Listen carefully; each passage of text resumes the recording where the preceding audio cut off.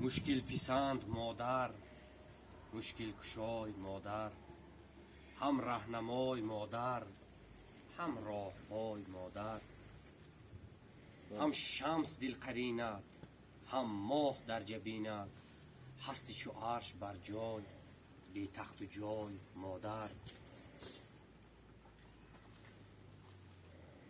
از درد و غصه اما تو راحت ندیدی، از درد و غصه اما اندوه زدای مادر، شادی فزای مادر. ما را گسیل کرده در کنج خانه تنها، بگریستی ز هجران با های های مادر.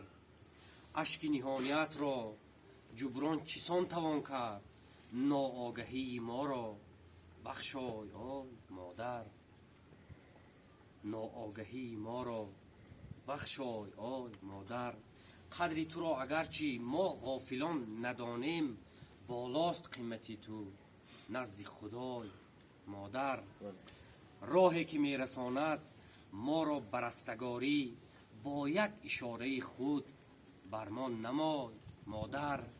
گه بخت جسته رفتم، گه تخت جسته رفتم، غافل که در کف توست مرغ همای مادر. در این سرای کهنه بس نوحه ها کشیدم، در این سرای کهنه بس گریه ها نمودم، یک لحظه علت را از نو سرای مادر. تا دست سرد پیری از دامنم نگیرد، بحر بزرگ مهرت تا دیر پای مادر، تا دیر پای مادر. تا دیر عمرتان دراز باشد. یک بزرگوار گفته است که مادران از همون جنس انسان هستند که گناهاشون در همین دنیا با اشک میشویند. اینقدر رنج و عذاب، اینقدر برای فرزند جانکاهی و اینقدر، و مخصوصا این مادر عزیز برای فرزندا، برای پسراشون اینقدر دل کاهاندن، اینقدر اشک ریختن، الکی جاهاشون با خواست پروردگار بهشتی جاویدان است.